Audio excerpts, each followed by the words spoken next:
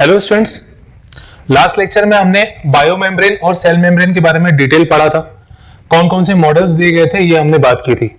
आज हम पढ़ते हैं प्लांट और एनिमल सेल के बारे में और फिर हम उससे रिलेटेड स्ट्रक्चर्स की स्टडी करते हैं। इसमें हम सेल वॉल वाला पार्ट पहले पढ़ चुके हैं, ठीक है। तो नेक्स्ट हम स्टार्ट करते हैं प्लांट सेल और एनिमल सेल के बारे में।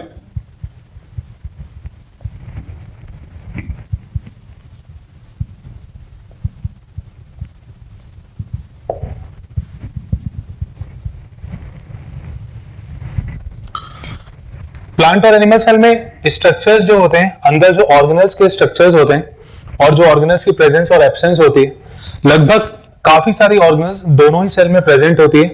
पर कुछ ऑर्गेनल्स में डिफरेंस होता है जो प्लांट सेल में होती है और एनिमल सेल में नहीं होती, या कुछ एनिमल सेल्स में होती है और प्लांट सेल में नहीं होती। तो हम स्ट्रक्चर भी देखते हैं और साथ में इसमें कोई अगर डिफरेंस सामने आता है तो उसकी बात भी हम करते हैं।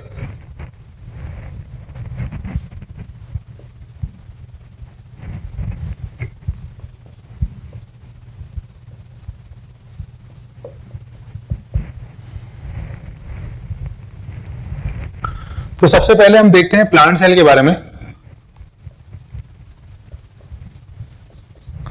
इसका अगर हम स्ट्रक्चर देखें तो ये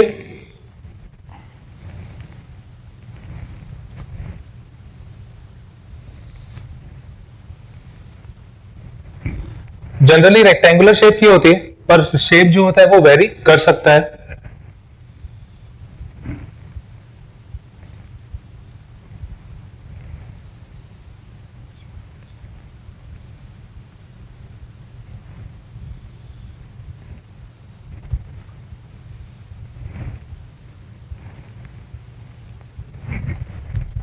ठीक है, ये हमने प्लांट सेल की बात की।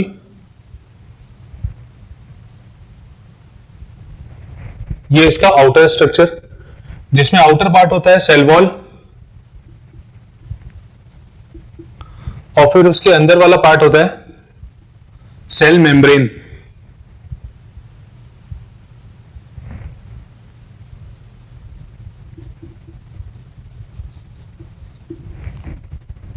आउटर पार्ट जो होता है सेल वॉल और इनर पार्ट जो होता है सेल मेम्ब्रेन।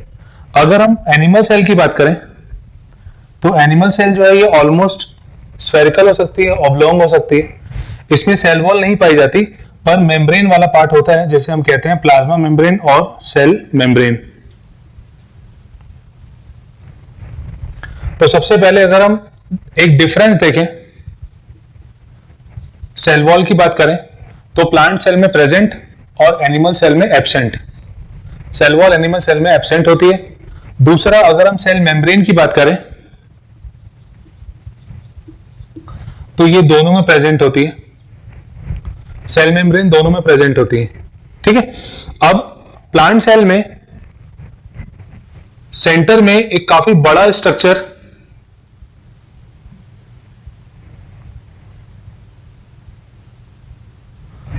होता है जिसे हम वैक्यूल कहते हैं, और एनिमल सेल में ये स्ट्रक्चर काफी छोटे होते हैं पर इनका नंबर ज्यादा होता है। प्लांट में वैक्यूल का साइज बड़ा होता है पर उसका नंबर कम होता है, और एनिमल सेल में वैक्यूल्स का नंबर ज्यादा होता है और उनका साइज छोटा होता है। तो नेक्स्ट स्ट्रक्चर है वैक्यूल।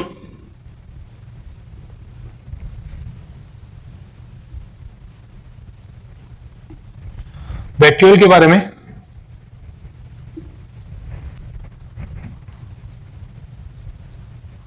लार्ज इन साइज,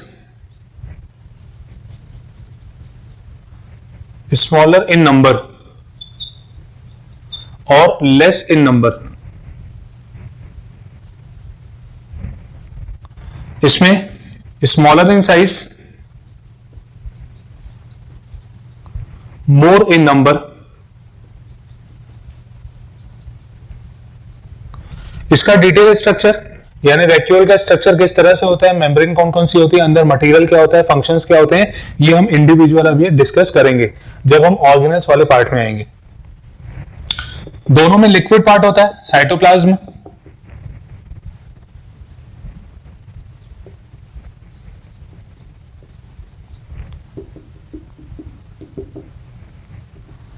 ये लिक्विड मटेरियल है।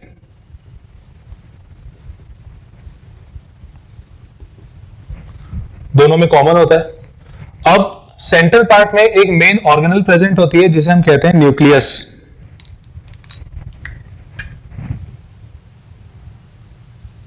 इसमें तो 90% वॉल्यूम ऑक्यूपाई वैक्यूअली करता है, इसे न्यूक्लियस हो सकता है कि थोड़ा सा ऊपर खिसक जाए। बाकी एनिमल सेल में जो न्यूक्लियस होता है ये ऑलमोस्ट सेंटर में होता है।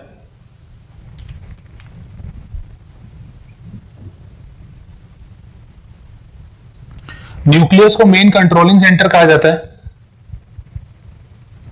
जो सेल की एक्टिविटीज को कंट्रोल करता है। तो नेक्स्ट है न्यूक्लियस, दोनों में प्रेजेंट होता है। ठीक है, अब इसके अलावा प्लांट सेल में कुछ स्ट्रक्चर्स होते हैं जिन्हें हम कहते हैं प्लास्टिड्स और क्लोरोप्लास्ट।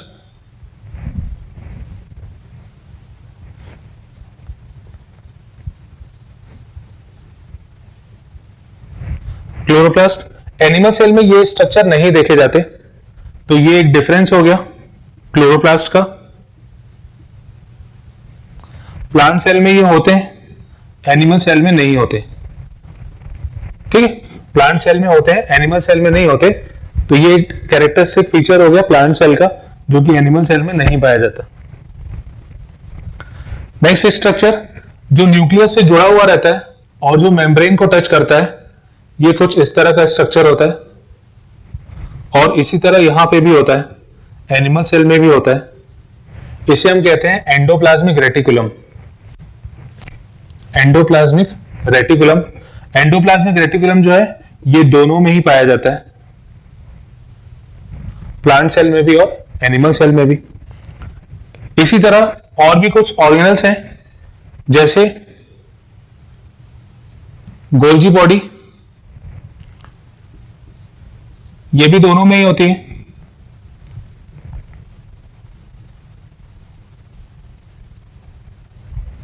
गोल्जी बॉडी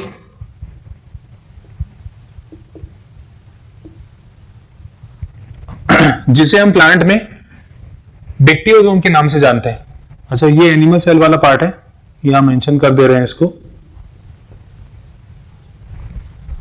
तो नेक्स्ट है गोल्जी बॉडी, ये भी दोनों में प्रेजेंट होती है। इसके अलावा नेक्स्ट होता है राइबोसोम्स,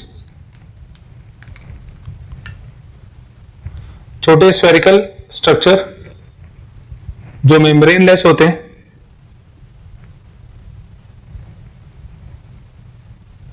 ये होते हैं राइबोसोम्स।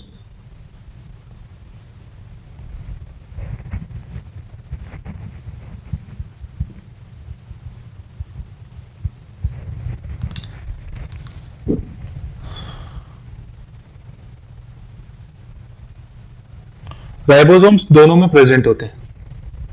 ठीक है, तो ये जनरल हमने जो स्ट्रक्चर्स देखे, इसके अलावा और भी ऑर्गेनल्स हैं।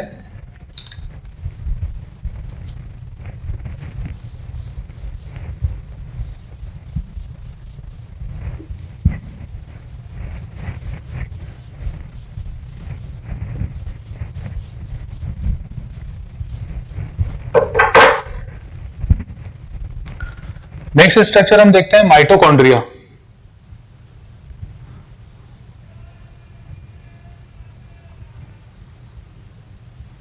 नेक्स्ट स्ट्रक्चर माइटोकॉन्ड्रिया, ये भी दोनों में ही प्रेजेंट होता है।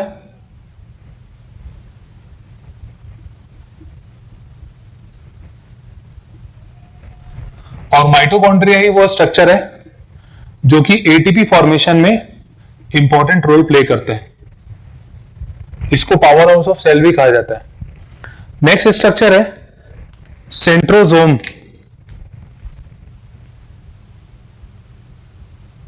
सेंट्रोसोम, और इसके अंदर दो छोटे छोटे स्ट्रक्चर्स प्रेजेंट होते हैं जिनको हम कहते हैं सेंट्रियोल, यानी पेयर में ये स्ट्रक्चर्स होते हैं। ऐसा कोई स्ट्रक्चर प्लांट सेल में नहीं देखा जाता। ये स्ट्रक्चर कहलाता है सेंट्रोसोम। ये प्लांट में एब्सेंट होता है। सेंट्रोसोम कह सकते हैं हम, सेंट्रियोल कह सकते हैं। ये प्लांट सेल में एब्सेंट होता है और एनिमल सेल में प्रेजेंट होता है। ये सेल डिवीजन में इसका काफी इंपॉर्टेंट रोल होता है। तो ये हमने देखे प्लांट और एनिमल सेल के बीच बारे में, डिफरेंसेस भी हमने कुछ देखे और कुछ सिमिलरिटीज भी देखी। प्लांट सेल जो होती है वो ऑलमोस्ट रेक्टेंगल शेप की होती है, कुछ शेप वेरी कर सकते हैं। एनिमल सेल जो होती है वो बेसिकली स्फेरिकल शेप की होती है। और ऑर्गेनल्स के बारे में हमने देखा, कुछ ऑर्गेनल्स और भी हैं, तो वो जैसे जैसे पार्ट उसका आता जाएगा वैसे वैसे हम उसको डिस्कस करते जाएंगे। जैसे लाइसोसोम भी होता है इसमें, लाइसोसोम प्लांट सेल में भी होता है, एनिमल सेल में भी होता है। ठीक है, तो ये सारे स्ट्रक्चर अपन एक के बाद एक डिस्कस करते जाते हैं। सबसे पहला हम स्ट्रक्चर स्टडी करते हैं साइटोप्लाज्म।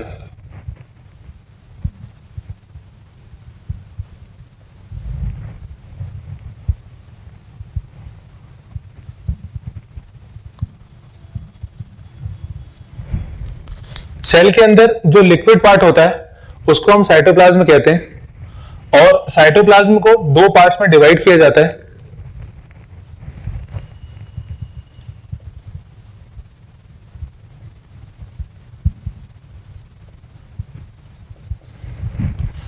इसको हम दो पार्ट्स में डिवाइड करते हैं। एक होता है हाइलोप्लाज्म और दूसरा होता है ट्रोफोप्लाज्म।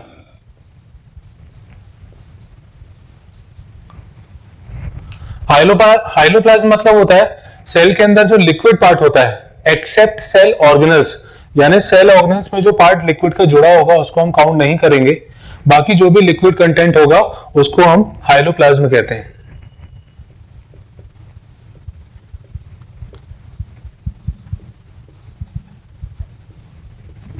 Accept cell organelles, cell organelle से जो पार्ट जुड़ा होगा या उसके जो अंदर प्रेजेंट होगा उसको हम इसमें काउंट नहीं करेंगे, बाकी जो भी लिक्विड पार्ट होगा बचा हुआ वो सब हाइलोप्लाज्म कहलाएगा। और जो लिक्विड पार्ट सेल ऑर्गेनल से जुड़ा हुआ है या उसके बीचों बीच आ रहा है कहीं पे, तो उसको हम फिर ट्रोफोप्लाज्म के नाम से जानते हैं।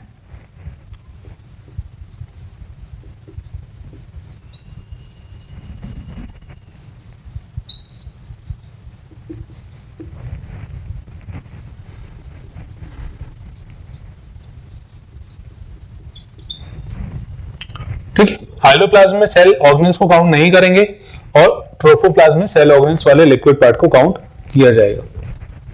तो ये हो गया सबसे पहला साइटोप्लाज्म के बारे में। नेक्स्ट हम पढ़ते हैं सेल वॉल के बारे में। तो सेल वॉल का डिटेल स्ट्रक्चर हम पहले पढ़ चुके हैं। इसी तरह सेल मेम्ब्रेन के बारे में भी हम स्टडी कर चुके हैं। सेल मेम्ब्रेन सिलेक्टिव परमेबल होती है, मतलब कुछ सब्सटेंसेस की एंट्री को वो अलाउ करती है, कुछ को नहीं करती है। तो नेक्स्ट हम स्टार्ट करते हैं एक इंपॉर्टेंट टॉपिक जिसका नाम है माइटोकॉन्ड्रिया।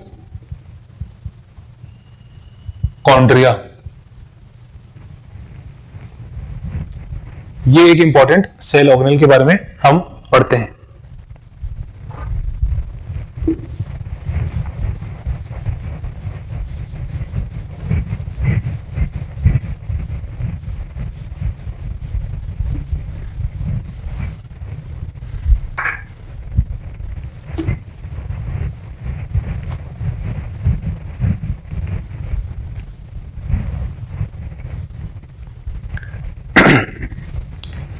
सबसे पहले माइटोकॉन्ड्रिया में कुछ जनरल अपन डिस्क्रिप्शन देखते हैं, फिर इसके स्ट्रक्चर के बारे में आते हैं और जो भी कंपोनेंट इसमें प्रेजेंट होते हैं उनकी बात करते हैं।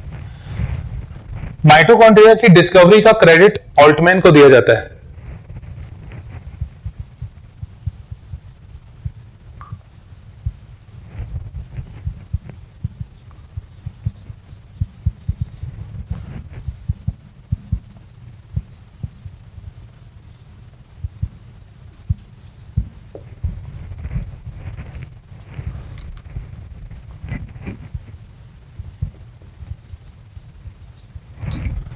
माइटोकॉन्ड्रिया की डिस्कवरी का क्रेडिट ऑल्टमैन को दिया जाता है। फिर दूसरे जो बहुत इंपॉर्टेंट है इसमें साइंटिस्ट जिन्होंने टर्म माइटोकॉन्ड्रिया दिया था, ये थे सी बेंडा।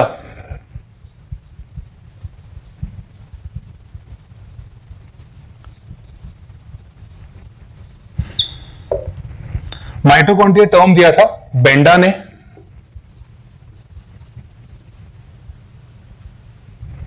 माइटोकॉन्ड्रिया टर्म सी बेंडा ने दिया था। माइटोकॉन्ड्रिया इतने छोटे स्ट्रक्चर्स होते हैं कि जब तक उनकी स्टेनिंग ना की जाए तब तक वो क्लियरली विजिबल नहीं होते। इनकी स्टेनिंग के लिए जो डाई यूज की जाती है वो है जेनस ग्रीन डी।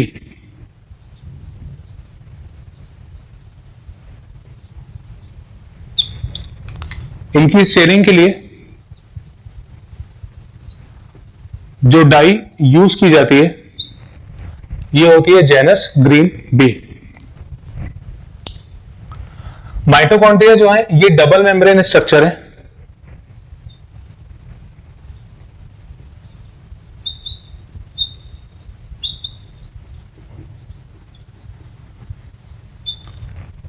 ये हम इसकी अभी जब डिटेल स्ट्रक्चर की बात करेंगे तब ये सामने आएगा।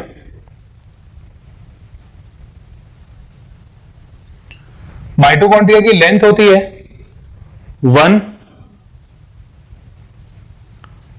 to 4.1 माइक्रोमीटर और उसकी विड्थ और थिकनेस होती है 0.2 to 1 माइक्रोमीटर। ठीक है, ये इसकी लेंथ और थिकनेस। माइटोकॉन्ड्रिया को पावर हाउस ऑफ सेल कहा जाता है।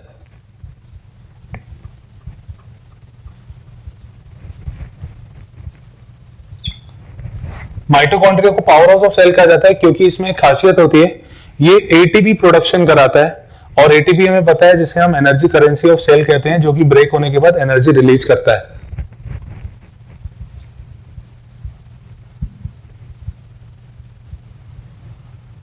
इट प्रोड्यूस एटीपी और एटीपी के हाइड्रोलिसिस पे बहुत सारी एनर्जी मिलती है, इस कारण से इसे पावर हाउस ऑफ सेल कहा जाता है। एटीपी को एनर्जी करेंसी ऑफ सेल कहते हैं।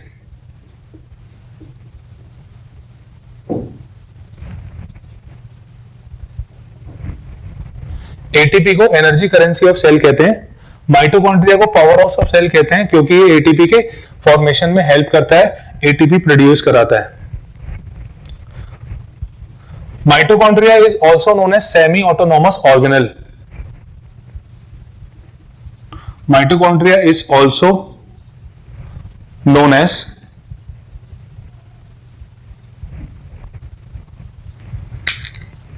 semi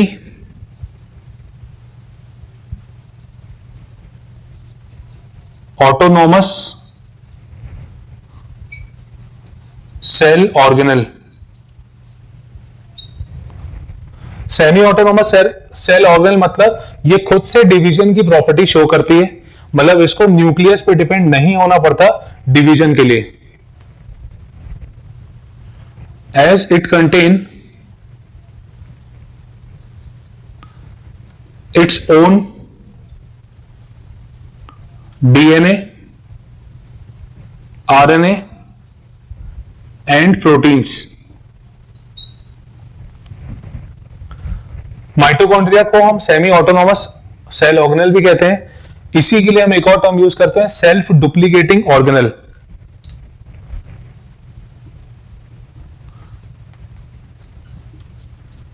सेल्फ डुप्लीकेटिंग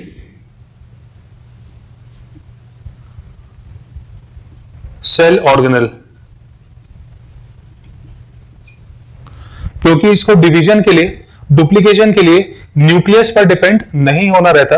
इसके पास खुद का डीएनए होता है, आरएनए होता है और प्रोटीन्स होते हैं। ये बहुत इंपॉर्टेंट पॉइंट है। दो ही सेल ऑर्गेनल्स होती हैं जिनके पास खुद का डीएनए, आरएनए और प्रोटीन्स होते हैं, न्यूक्लियस के अलावा। न्यूक्लियस के अलावा दो ही ऐसी सेल ऑर्गेनल्स हैं जिनके पास खुद का डीएनए, आरएनए और प्रोटीन्स होते हैं। उसमें पहले है माइटोकॉन्ड्रिया और दूसरे हैं क्लोरोप्लास्ट। ये दो ही बस सेल ऑर्गेनल ऐसी हैं जिनके पास खुद का डीएनए होता है, मेन आरएनए और प्रोटीन्स भी होते हैं। ठीक है, तो इसको हम सेमी ऑटोनोमस सेल ऑर्गेनल कहते हैं। यदि माइटोकॉन्ड्रिया की आउटर मेम्ब्रेन को रिमूव कर दिया जाए, माइटोकॉन्ड्रिया डबल मेम्ब्रेन स्ट्रक्चर है, उसमें अगर हम बाहर वाली मेम्ब्रेन को रिमूव कर दें, हटा दें, तो जो रिमेनिंग स्ट्रक्चर कहलाता है उसको हम जो रिमेनिंग स्ट्रक्चर बचता है उसको हम माइटोप्लास्ट कहते हैं।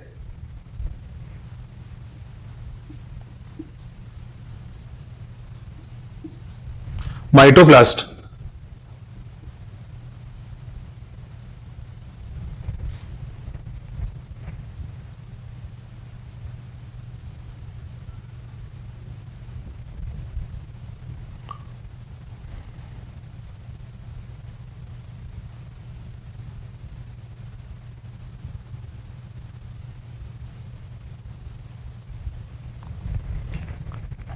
आउटर मेम्ब्रेन को हटाने के बाद जो स्ट्रक्चर रहता है माइटोप्लास्ट। माइटोकॉन्ड्रिया में जो डीएनए होता है, माइटोकॉन्ड्रिया में जो डीएनए होता है ये डबल स्टैंडर्ड होता है, सिंगल होता है और सर्कुलर होता है। Single, double standard, circular. ठीक है, बुक में आप पढ़ेंगे तो सिंगल सर्कुलर करके लिखा हुआ है। सिंगल होता है मतलब एक कॉपी होती है, डबल स्टैंडर्ड होता है और सर्कुलर डीएनए माइटोकॉन्ड्रिया में देखा जाता है। अच्छा, इसका जो डीएनए होता है वो टोटल सेल में, सेल के कंपेयर में 1% होता है। जो माइटोकॉन्ड्रिया में डीएनए प्रेजेंट होता है वो टोटल सेल के डीएनए यानी न्यूक्लियस के डीएनए में या ओवरऑल सेल की बात करें अगर, तो टोटल सेल में जो डीएनए का कंट्रीब्यूशन होता है माइटोकॉन्ड्रिया के द्वारा वो 1% होता है। ठीक है, तो ये माइटोकॉन्ड्रिया की कुछ जनरल इंफॉर्मेशन एक बार जल्दी से रिवाइज करते हैं, फिर स्ट्रक्चर पे आते हैं इसके। माइटोकॉन्ड्रिया की डिस्कवरी का क्रेडिट दिया जाता है ऑल्टमैन को, हालांकि कई जगह फ्लेमिंग का नाम भी जुड़ा हुआ रहता है, पर मेन ऑल्टमैन को दिया जाता है क्रेडिट। टर्म माइटोकॉन्ड्रिया दिया था सी बेंडा ने, ये भी एक इंपॉर्टेंट पॉइंट है। स्टेन करते हैं इसको जेनस ग्रीन बी से। माइटोकॉन्ड्रिया का साइज इतना छोटा होता है कि वो नॉर्मली विजिबल नहीं होता, उसको पहले स्टेन करना पड़ता है, जेनस ग्रीन बी से उसको स्टेन किया जाता है। ये डबल मेम्ब्रेन स्ट्रक्चर होता है, लेंथ इसकी 1 से 4.1 और विड्थ इसकी 0.2 से 1 माइक्रोमीटर तक होती है। Mitochondria is also known as powerhouse of cell as it produce ATP which on hydrolysis gives और release large amount of energy. ATP is also known as energy currency of cell. Mitochondria is also known as semi-autonomous cell organelle or self-duplicating cell organelle because it contains its own DNA, RNA and protein. There are only two cell organelles which contain their own DNA, RNA and protein. These are mitochondria and chloroplast. माइटोप्लास्ट वो structure है जब हम bacteria की membrane में जब हम mitochondria की जो मेम्ब्रेन होती है उसमें से आउटर मेम्ब्रेन हटा दें अगर, तो जो रिमेनिंग स्ट्रक्चर होता है उसको हम माइटोप्लास्ट कहते हैं। माइटोकॉन्ड्रिया का जो डीएनए होता है सिंगल, डबल स्टैंडर्ड और सर्कुलर होता है और जो टोटल सेल में 1% का कॉन्ट्रीब्यूशन शो करता है। नेक्स्ट हम देखते हैं माइटोकॉन्ड्रिया का स्ट्रक्चर।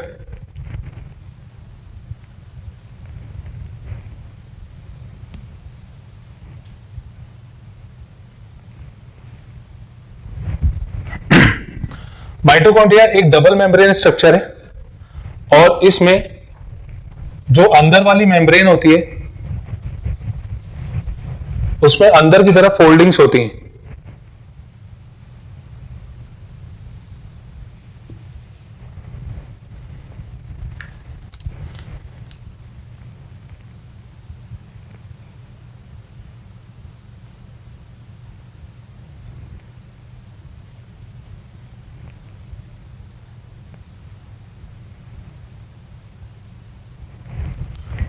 इस तरह का स्ट्रक्चर दिखता है माइटोकॉन्ड्रिया का। इसमें जो आउटर मेम्ब्रेन है, सबसे पहले हम बात करते हैं सबसे बाहर वाली मेम्ब्रेन की।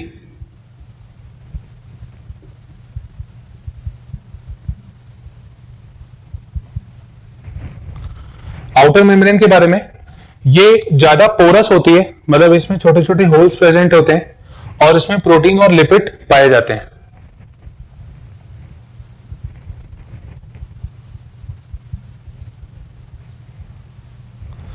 पोरस होती है मतलब छोटे छोटे होल्स होते हैं, पोर्स होते हैं। इसमें प्रोटीन जो होता है ये 60% और लिपिड जो होता है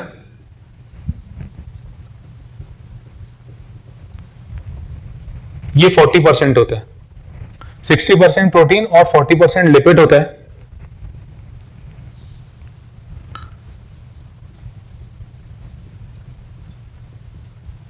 माइटोप्लास्ट, अगर हम इस मेम्ब्रेन को हटा दें तो रिमेनिंग स्ट्रक्चर माइटोप्लास्ट कहलाता है। ये अभी अपन ने पढ़ा था,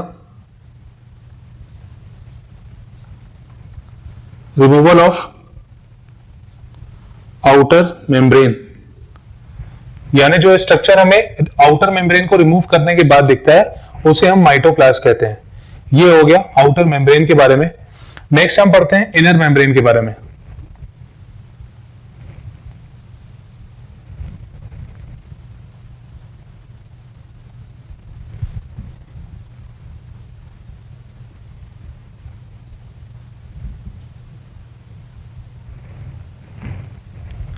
इनर मेम्ब्रेन जो होती है वो लेस पोरस होती है as compare to outer membrane.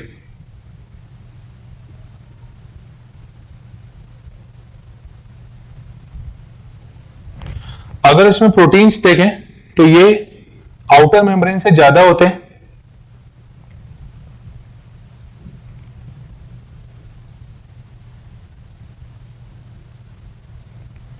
और लिपिड्स होते हैं 20%। प्रोटीन का परसेंट यहां पे ज्यादा होता है 80%, लिपिड्स 20% होते हैं।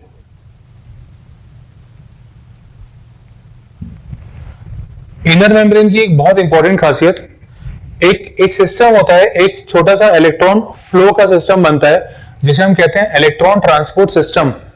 इलेक्ट्रॉन ट्रांसपोर्ट सिस्टम एक ऐसा सिस्टम है जिसमें एटीपी का प्रोडक्शन और फॉर्मेशन देखा जाता है।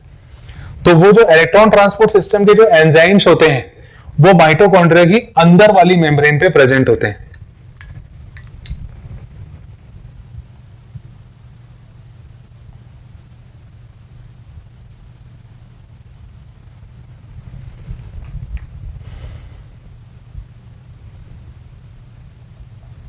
ठीक है, inner membrane contain enzymes for of electron transport system. Electron transport के सिस्टम के जितने भी एंजाइम्स होते हैं वो इनर मेम्ब्रेन पे प्रेजेंट होते हैं। ये जब हम रेस्पिरेशन इन प्लांट पढ़ेंगे तब हम वहां पे इलेक्ट्रॉन ट्रांसपोर्ट सिस्टम का डिटेल मैकेनिज्म देखेंगे। बस अभी आप इतना ध्यान रखिए कि कुछ ऐसा सिस्टम होता है जो एटीपी प्रोडक्शन में हेल्प करता है और इलेक्ट्रॉन और प्रोटॉन के मूवमेंट पे सपोर्ट करता है। इसको हम कहते हैं electron transport system.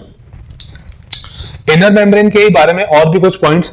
Inner membrane जो होती है वो कई जगह फोल्ड होती है। इन फोल्डिंग्स को अपन कहते हैं cristae.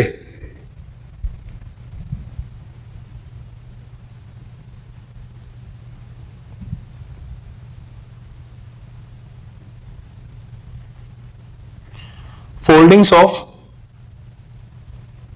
Inner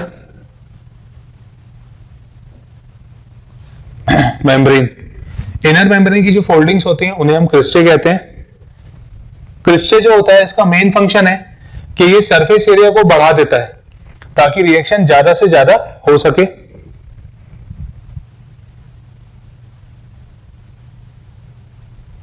it increases surface area for more ATP production. ज्यादा से ज्यादा एटीपी बनाने के लिए ये सरफेस एरिया को बढ़ा देता है क्योंकि इसमें इलेक्ट्रॉन ट्रांसपोर्ट सिस्टम के एंजाइम्स होते हैं अंदर वाली मेम्ब्रेन में और वही बेसिकली एटीपी फॉर्मेशन में हेल्प करते हैं। इसीलिए क्रिस्टे मेनली रिस्पॉन्सिबल है इसके लिए और वही एटीपी फॉर्मेशन की बढ़ाने के लिए उसको सरफेस एरिया को बढ़ा देता है। अच्छा, क्रिस्टे के ऊपर छोटे छोटे पार्टिकल्स होते हैं। इन पार्टिकल्स को हम F0 F1 पार्टिकल्स कहते हैं। ये जो पार्टिकल्स होते हैं जो क्रिस्टे पे होते हैं इनको हम कहते हैं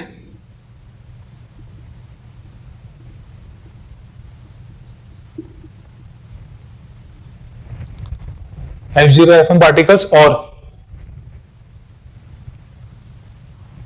ऑक्सीजोम्स और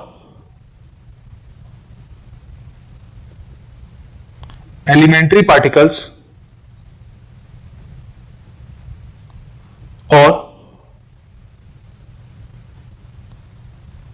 फर्नांडिस मोरान पार्टिकल्स। ये तो साइंटिस्ट के नाम से फर्नांडिस मोरान पार्टिकल। इनको ऑक्सीजोम्स भी कहते हैं, ये रेस्पिरेशन में हेल्प करते हैं। एलिमेंट्री पार्टिकल्स भी इन्हीं को कहा जाता है। अगर हम इसका स्ट्रक्चर देखें तो जैसे ये मेम्ब्रेन हो गई और ये पार्टिकल्स कुछ इस तरह से दिखते हैं। ये पार्टिकल्स कुछ इस तरह से दिखते हैं। यहां पे ये जो पार्ट, ये वाला जो पार्ट होता है ये एक्चुअली F0 कहलाता है और ये ऊपर वाला F1 कहलाता है। ठीक है, नीचे वाला F0 कहलाता है, ऊपर वाला F1 कहलाता है। ये जो F1 पार्टिकल है इस F1 पार्टिकल में एटीपी सिंथेज नाम का एंजाइम पाया जाता है।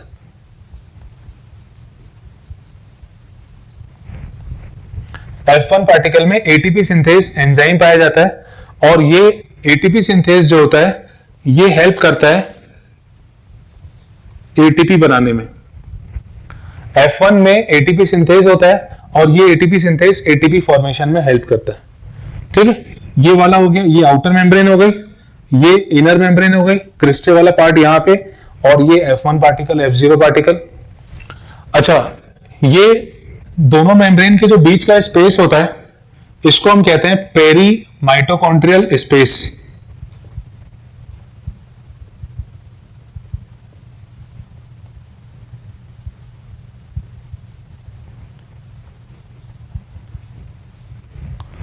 पेरी माइटोकॉन्ड्रियल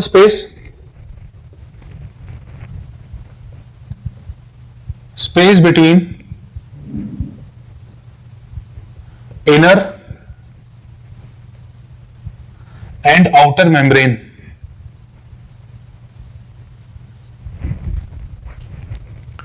और पेरी माइटोकॉन्ड्रियल स्पेस में प्रोटॉन का कंसंट्रेशन ज्यादा होता है जब इलेक्ट्रॉन ट्रांसपोर्ट सिस्टम रन करता हुआ देखा जाता है।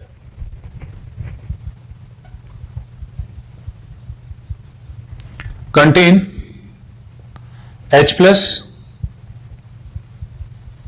during electron transport system.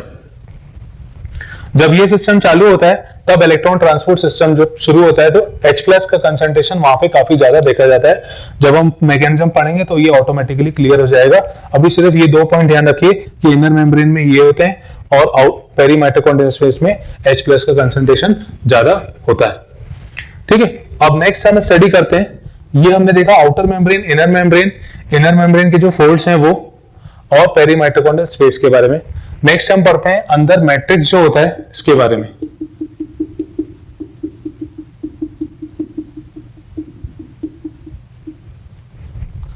अंदर जो लिक्विड पार्ट होता है इसे हम कहते हैं matrix.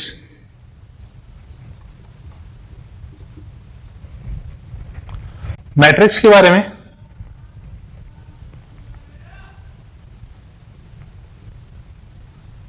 it is liquid part of mitochondria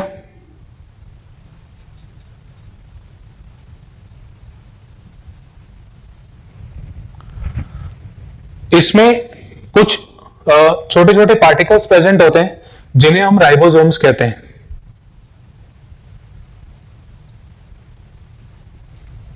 contain ribosomes. Ribosomes actually ऐसे स्ट्रक्चर्स हैं जो प्रोटीन सिंथेसिस का फंक्शन परफॉर्म करते हैं।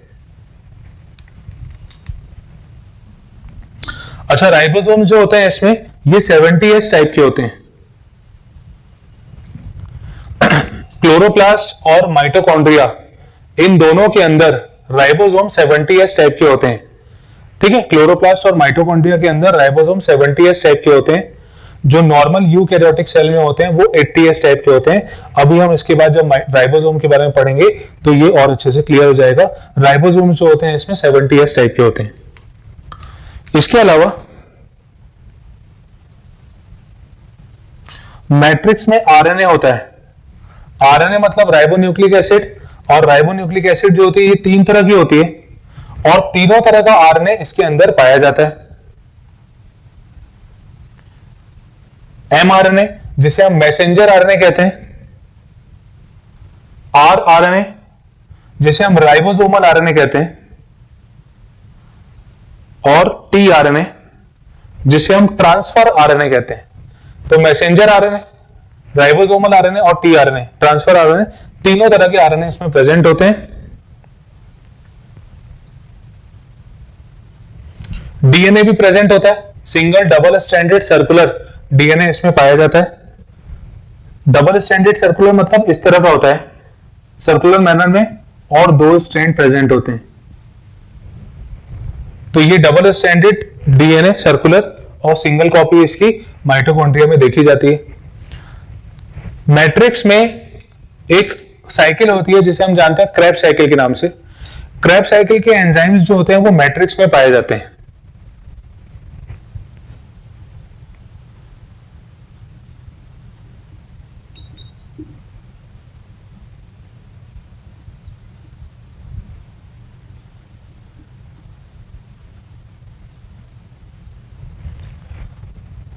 क्रेब्स साइकिल के एंजाइम्स जो होते हैं वो माइटोकॉन्ड्रिया के मैट्रिक्स में होते हैं, ये आप ध्यान रखिएगा। सारे के सारे क्रेब्स साइकिल के enzyme except succinic dehydrogenase. Actually में क्रेब्स साइकिल जो होती है उसमें कई सारे एंजाइम यूज होते हैं। एक एंजाइम होता है सक्सीनिक डिहाइड्रोजिनेज, सिर्फ यही एंजाइम है जो मैट्रिक्स में नहीं होता। ये एंजाइम जो होता है ये माइटोकॉन्ड्रिया की अंदर वाली मेम्ब्रेन में होता है। ठीक है, ये जो एंजाइम होता है सक्सीनिक डिहाइड्रोजिनेज, ये है तो क्रेब्स साइकिल का पार्ट, क्रेब्स साइकिल में इन्वॉल्व होता है, पर ये मैट्रिक्स में नहीं पाया जाता, ये प्रेजेंट होता है इनर मेम्ब्रेन में।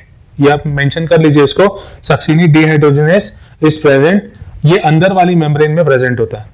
ठीक है, ये मैट्रिक्स का पार्ट नहीं है, जबकि क्रेब्स साइकिल में ये एंजाइम यूज होता है पर वो अंदर वाली मेम्ब्रेन का पार्ट होता है। तो ये हो गया मैट्रिक्स के बारे में।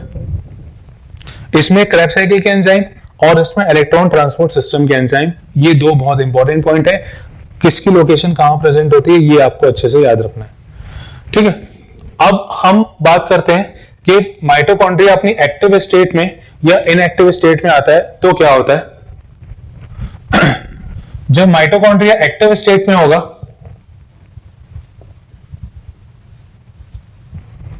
जब माइटोकॉन्ड्रिया एक्टिव स्टेट में होगा तो क्रिस्टे जो होगा वो काफी जगह फैला होगा।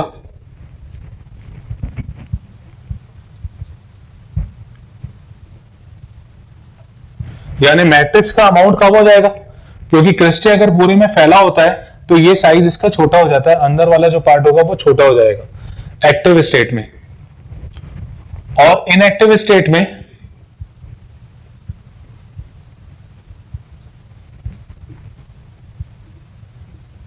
मैट्रिक्स का अमाउंट ज्यादा हो जाएगा, क्योंकि क्रिस्टे छोटा हो जाएगा तो मैट्रिक्स काफी जगह फैल जाएगा। ठीक है, अब माइटोकॉन्ड्रिया के बारे में कुछ और भी इंपॉर्टेंट पॉइंट, जैसे mitochondria responsible for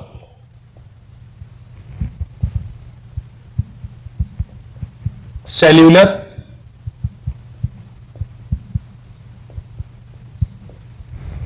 respiration. Mitochondria is responsible for cellular respiration. यही एक ऑर्गेनल है जो रेस्पिरेशन का फंक्शन परफॉर्म करती है।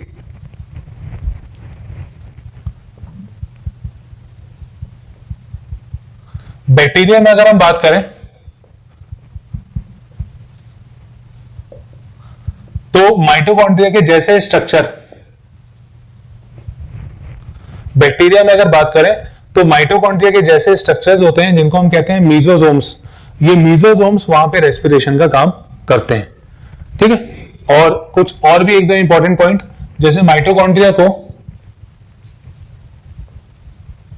बैक्टीरियल एंडोसिम्बायोन्ट्स भी कहते हैं। Mitochondria is also known as bacterial एंडोसिम्बायोन्ट्स।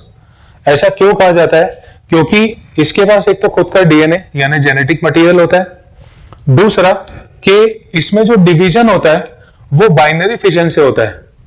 इसमें जो डिवीजन होता है वो बाइनरी फिशन से होता है। सेम इसी तरह का डिवीजन बैक्टीरिया की बॉडी में भी देखा जाता है। माइटोकॉन्ड्रिया का जो फॉर्मेशन होता है वो बाइनरी फिशन से होता है, क्योंकि इसके पास खुद का डीएनए, आरएनए और प्रोटीन्स होते हैं। ठीक है, खुद का डीएनए, आरएनए और प्रोटीन्स होते हैं, जिस कारण से ये डिवाइड कर सकता है।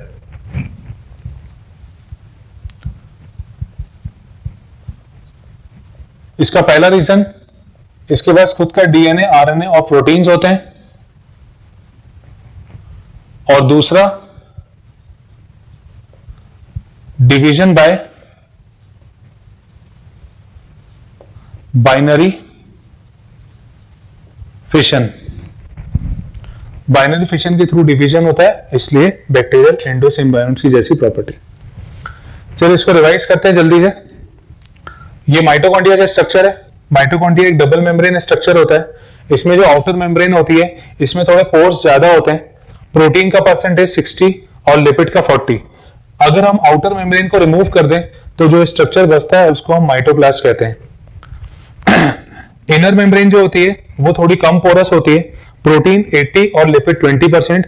बहुत इंपॉर्टेंट पॉइंट, एंजाइम्स जो होते हैं इलेक्ट्रॉन ट्रांसपोर्ट सिस्टम के, वो अंदर वाली मेम्ब्रेन में प्रेजेंट होते हैं। ये कई बार एग्जाम में पूछा जा चुका है कि ईटीएस और ईटीसी इलेक्ट्रॉन ट्रांसपोर्ट चेन और इलेक्ट्रॉन ट्रांसपोर्ट सिस्टम के एंजाइम्स कहां पे होते हैं या ये प्रोसेस कहां पे होता है, तो इसका आंसर है inner membrane of mitochondria.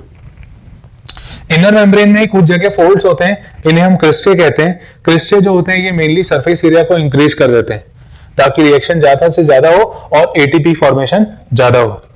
Cristae के ऊपर छोटे छोटे पार्टिकल्स होते हैं, इन्हें F0 F1 पार्टिकल्स कहते हैं। ऑक्सीजोम भी कहते हैं, एलिमेंट्री पार्टिकल भी कहते हैं। फर्नांडिस मोरान साइंटिस्ट के नाम पर है, इसको डिस्कवर किया था उन्होंने, इसलिए इनके नाम से। ये हम F0 F1 का पार्ट स्ट्रक्चर देखते हैं, ये F0 पार्ट कहलाता है, ऊपर वाला F1 पार्ट कहलाता है। अच्छा, इसमें भी अगर देखें हम तो इसमें ये वाला पार्ट बेस कहलाता है। ये वाला पार्ट बेस कहलाता है। ये वाला पार्ट है जो लाइन के फॉर्म में दिख रहा है, इसको हम स्टॉक कहते हैं। और ये ऊपर वाला पार्ट ये हेड कहलाता है। नीचे वाला पार्ट जो होता है ये बेसल पार्ट है, ये बेस कहलाता है। ये वाला जो पार्ट है ये स्टॉक कहलाता है, STALK स्टॉक। और ऊपर वाला जो पार्ट है ये हेड कहलाता है, यानी हेड वाले पार्ट में एटीपी सिंथेस पाया जाता है जो कि एटीपी फॉर्मेशन में हेल्प करता है। ठीक है, नेक्स्ट आता है मैट्रिक्स वाला पार्ट। मैट्रिक्स में ये लिक्विड पार्ट है माइटोकॉन्ड्रिया का, और इसमें राइबोसोम प्रेजेंट होते हैं, आरएनए प्रेजेंट होता है और डीएनए प्रेजेंट। आरएनए तीनों तरह के होते हैं। इसके अलावा कुछ एलिमेंट्स भी पाए जाते हैं, जैसे सोडियम हो गया, क्लोरीन हो गया, इस तरह की चीजें भी मैट्रिक्स में पाई जाती हैं। क्रेब्स साइकिल के एंजाइम्स मैट्रिक्स में होते हैं, बहुत इंपॉर्टेंट। क्रेब्स साइकिल के सारे एंजाइम एक्सेप्ट सक्सिनिक डिहाइड्रोजिनेज ये पूरे के पूरे मैट्रिक्स में होते हैं। सक्सिनिक डिहाइड्रोजिनेज जो है वो इनर मेम्ब्रेन में प्रेजेंट होता है। दो मेम्ब्रेन के बीच का स्पेस होता है पेरीमाइटोकॉन्ड्रियल स्पेस। इलेक्ट्रॉन ट्रांसपोर्ट के सिस्टम के दौरान इस जगह पर प्रोटॉन का कंसंट्रेशन काफी ज्यादा देखा जाता है। माइटोकॉन्ड्रिया सेल्यूलर रेस्पिरेशन के लिए जरूरी होते हैं। मीजोसोम्स जो होते हैं बैक्टीरिया में वो रेस्पिरेशन का काम करते हैं। They are similar to mitochondria. Mesosome जो होता है वो माइटोकॉन्ड्रिया के जैसा होता है, सेम स्ट्रक्चर जैसा, एक्टिविटी के बेस पे, फंक्शन के बेस पे। एक्टिव स्टेट मतलब मैट्रिक्स का अमाउंट कम होगा, क्रिस्टे ज्यादा फैला हुआ होगा ताकि ज्यादा एटीपी बने।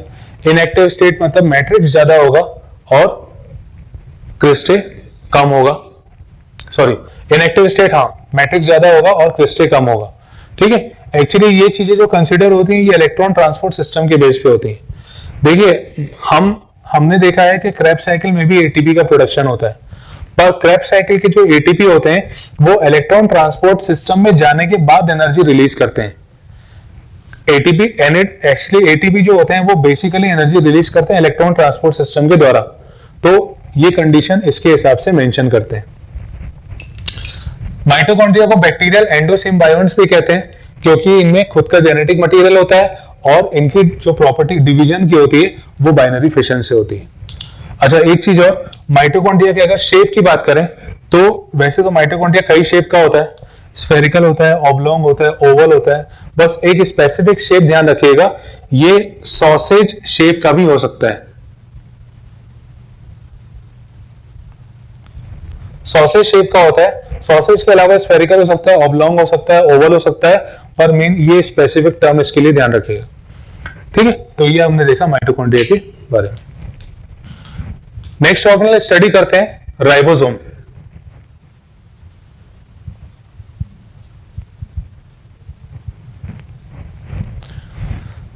राइबोसोम के बारे में पहले कुछ important points.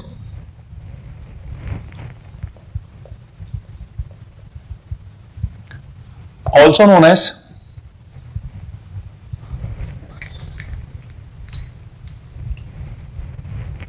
Paillard particle.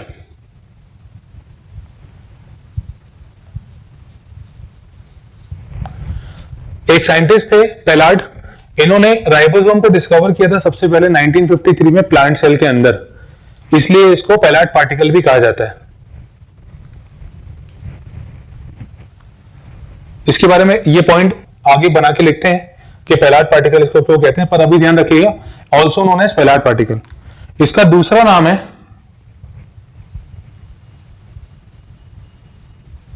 Protein factory, क्योंकि प्रोटीन सिंथेसिस में एक्टिवली इन्वॉल्व होते हैं राइबोसोम्स।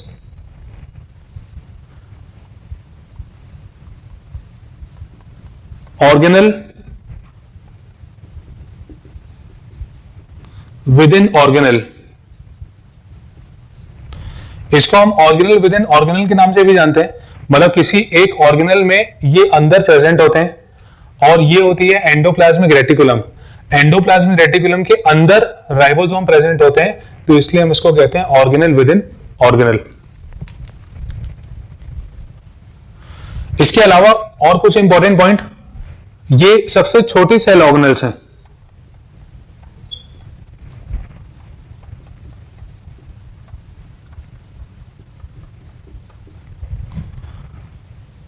एक बहुत इंपॉर्टेंट पॉइंट, ये मेम्ब्रेन लेस होते हैं।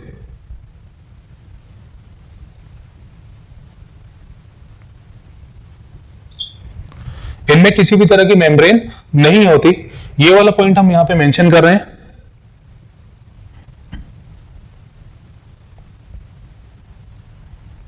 Discovered by Paillard,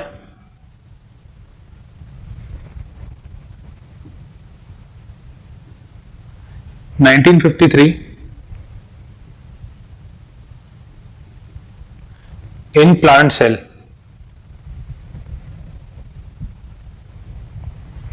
plant cell में इनको डिस्कवर किया, इसको डिस्कवर किया था पेलार्ड ने, इसलिए हम इसको पेलार्ड पार्टिकल के नाम से जानते हैं। ठीक है, अब अगर राइबोसोम्स में हम इसके टाइप्स अगर देखें तो ये इसके दो टाइप्स होते हैं। एक होता है प्रोकैरियोट में कुछ छोटे साइज का, और यूकैरियोट्स में थोड़े से बड़े साइज का।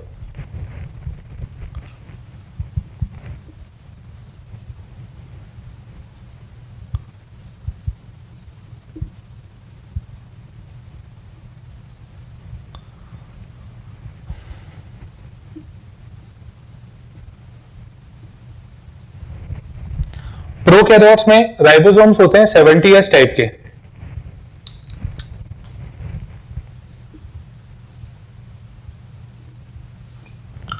और यूकैरियोट्स में होते हैं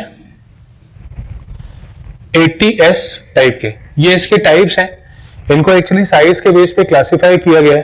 तो प्रोकैरियोट्स में थोड़े से छोटे होते हैं इसलिए 70S, और यूकैरियोट्स में थोड़े से बड़े होते हैं इसलिए 80S। यहां पे S का मतलब होता है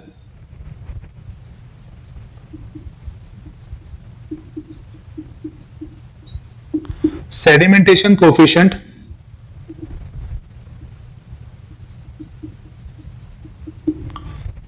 इसी का एक और मतलब है, इसको हम कहते हैं स्वेडबर्ग यूनिट।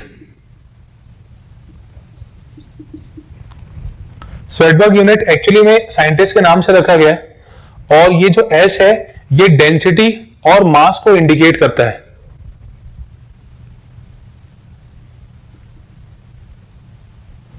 डेंसिटी कह सकते हैं, मास और साइज को। अगर ज्यादा बड़ा है तो वो ज्यादा बड़े साइज का होगा या डेंसिटी का होगा, अगर ये ज्यादा बड़े नंबर के साथ है, और अगर कम नंबर के साथ है तो ये कम साइज का या डेंसिटी का होगा। प्रोकैरियोट्स में जो 70S है इसको फिर दो टाइप से डिवाइड किया जाता है। एक होता है 50S और एक होता है 30S। 80S को दो टाइप से डिवाइड करते हैं, 60S और 40S। ठीक है, मतलब इसके सम पे मत जाइएगा आप, ऐसा ना सोचिए कि सम करके निकालेंगे तो ये, ऐसा बिल्कुल नहीं है। एक्चुअली ये इसकी सब यूनिट्स हैं। 80S की दो सब यूनिट्स होती हैं, 60 और 40, और 70S की दो सब यूनिट्स होती है 50 और 30। जैसे अगर फॉर एग्जांपल हम राइबोसोम का स्ट्रक्चर की बात करें अगर, तो राइबोसोम का स्ट्रक्चर कुछ इस तरह का होता है।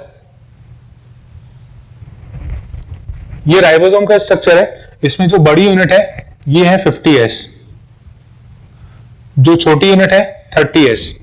और इसी तरह से हम यूकैरियोट्स में अगर देखें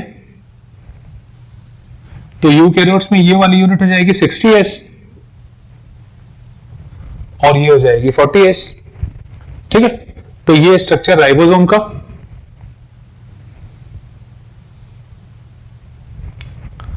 सिक्सटी और 40। अगर हम बड़ी साइट की बात करें तो बड़ी साइट में एक एंजाइम होता है जिसे हम कहते हैं पेप्टाइडिल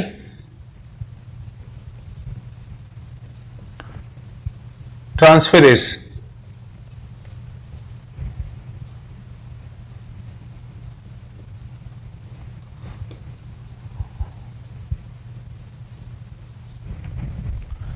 ये जो लार्जर साइट होती है ये पेप्टाइडिल ट्रांसफेरेज, जिसका प्रोटीन सिंथेसिस में बहुत ज्यादा इंपॉर्टेंट रोल देखा गया है।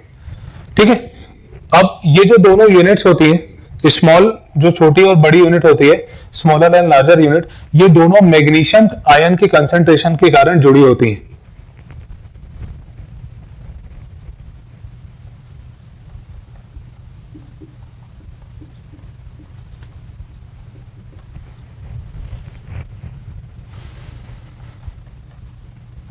Both the subunits are attached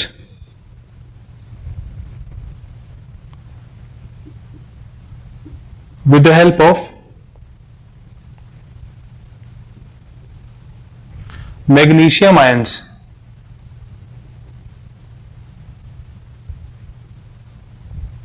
ये दोनों यूनिट मैग्नीशियम आयंस के कारण जुड़ी होती है। अगर मैग्नीशियम आयन ज्यादा प्रेजेंट है तो ये दोनों यूनिट्स, दोनों सब यूनिट्स ज्यादा टाइटली पैक्ड होंगी, जुड़ी होंगी। और अगर मैग्नीशियम आयन का कंसंट्रेशन कम होता है तो फिर ये यूनिट्स अलग होने की कंडीशंस पे आ जाती हैं। ठीक है, तो कुल मिला के मैग्नीशियम आयन के कारण ये दोनों सब यूनिट आपस में जुड़ी हुई हैं।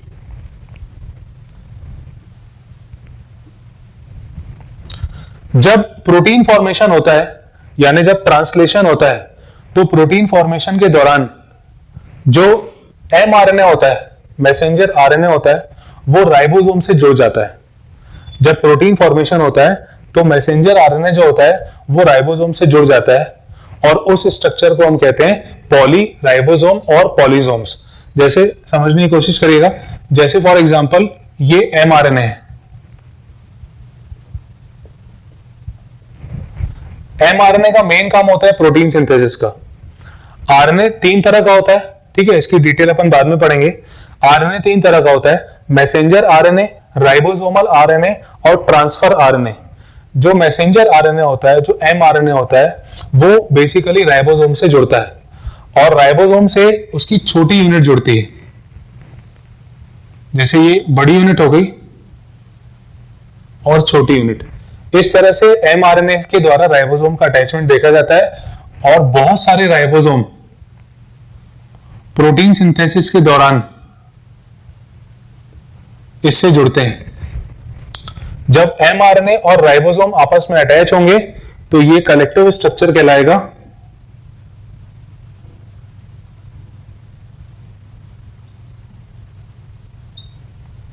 राइबोसोम्स, बहुत सारे राइबोसोम एमआरएनए पे जुड़ते हैं तो ये स्ट्रक्चर कहलाता है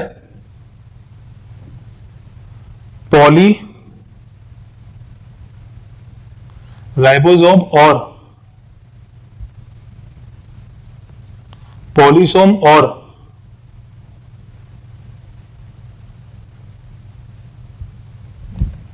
एर्गोसोम। ठीक, तीनों में से कोई भी नाम पूछा जा सकता है। जनरली जो क्वेश्चन पूछा गया है कई बार ये पॉलीसोम के नाम से, कि पॉलीसोम किस तरह का स्ट्रक्चर होता है। तो एमआरएनए और राइबोसोम्स, बहुत सारे राइबोसोम जब एमआरएनए पे अटैच होते हैं तब उस स्ट्रक्चर को हम पॉली राइबोसोम कहते हैं। तो ये हो गया राइबोसोम के बारे में। एक बार फिर से अपन समझते हैं। राइबोसोम, इसको अपन पैलार्ड पार्टिकल भी कहते हैं। पैलार्ड पार्टिकल इसलिए कहते हैं क्योंकि इसकी डिस्कवरी जो थी वो पैलार्ड ने की थी 1953 में और प्लांट सेल में की थी। ये भी इंपॉर्टेंट है। 1953 में पैलार्ड के द्वारा प्लांट सेल में इसको डिस्कवर किया गया था, इसलिए पैलार्ड पार्टिकल। इनको प्रोटीन फैक्ट्री भी कहा जाता है क्योंकि ये प्रोटीन सिंथेसिस परफॉर्म करते हैं। ठीक है, तो मेन फंक्शन की अगर हम बात करें तो राइबोसोम का function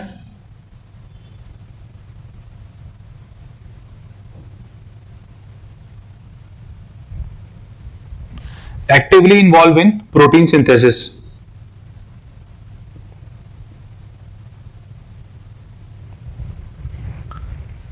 actively involve protein synthesis में। ये ऑर्गेनल विद इन ऑर्गेनल होते हैं, यानी एंडोप्लाज्मिक रेटिकुलम के अंदर ये पाए जाते हैं, उससे जुड़े हुए रहते हैं, इसलिए ऑर्गेनल विद इन ऑर्गेनल इनको नाम दिया जाता है। ये मेम्ब्रेन लेस होते हैं। अच्छा, ये एंडोप्लाज्मिक रेटिकुलम के अलावा जैसे एंडोप्लाज्मिक रेटिकुलम में होते हैं उसमें एटीएस वाले होते हैं, इसके अलावा माइटोकॉन्ड्रिया में होते हैं, यहां अंदर 70S वाले होते हैं, और ये क्लोरोप्लास्ट में भी होते हैं, वहां भी 70S वाले होते हैं।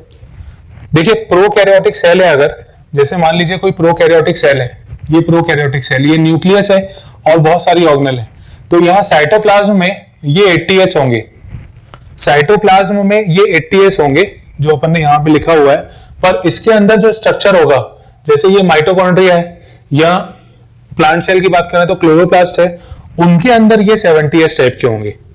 तो यूकैरियोटिक सेल में दोनों ही तरह के राइबोसोम्स होते हैं, 70S वाले भी और 80S वाले भी, पर मेनली जो ज्यादा अमाउंट में होते हैं वो 80S वाले, वो साइटोप्लाज्म का पार्ट होते हैं, और ऑर्गेनल के अंदर वाला जो होते हैं वो 70S वाले, जैसे माइटोकॉन्ड्रिया में और क्लोरोप्लास्ट में। राइबोसोम्स के टाइप की अगर बात करें तो दो टाइप के होते हैं, प्रोकैरियोट्स में 70S और यूकैरियोट्स में 80S। ठीक है, ये एक्चुअली उनके साइज के कारण ये नंबर दिया गया है। यहाँ पे S का मतलब होता है सेडिमेंटेशन कोफिशिएंट और स्वेडबर्ग यूनिट। 70S को दो छोटी सब यूनिट्स में डिवाइड किया जाता है, 50 और 30। 80 को दो छोटी यूनिट में 60 और 40। ये दोनों यूनिट्स जो होती हैं ये मैग्नीशियम आयंस की प्रेजेंस में जुड़ी होती है। मैग्नीशियम आयन ज्यादा होगा तो ये टाइटली बाउंड होंगे, और अगर मैग्नीशियम आयन का कंसंट्रेशन कम हो जाएगा तो ये इनके अलग होने के चांसेस बन जाते हैं। ये इसका स्ट्रक्चर है। जो बड़ी यूनिट होती है उसमें पेप्टाइड ट्रांसफेरेज एंजाइम पाया जाता है जो कि एटीपी फॉर्मेशन में हेल्प करता है। अगर एमआरएनए में बहुत सारे राइबोसोम्स जुड़े हुए हैं, एमआरएनए के ऊपर बहुत सारे राइबोसोम्स अटैच्ड हैं, तो उस स्ट्रक्चर को हम पॉलीराइबोसोम कहते हैं, और ये एक्चुअली में प्रोटीन सिंथेसिस में इन्वॉल्व होता है। ये जो स्ट्रक्चर्स हैं ये प्रोटीन सिंथेसिस में इन्वॉल्व होते हैं।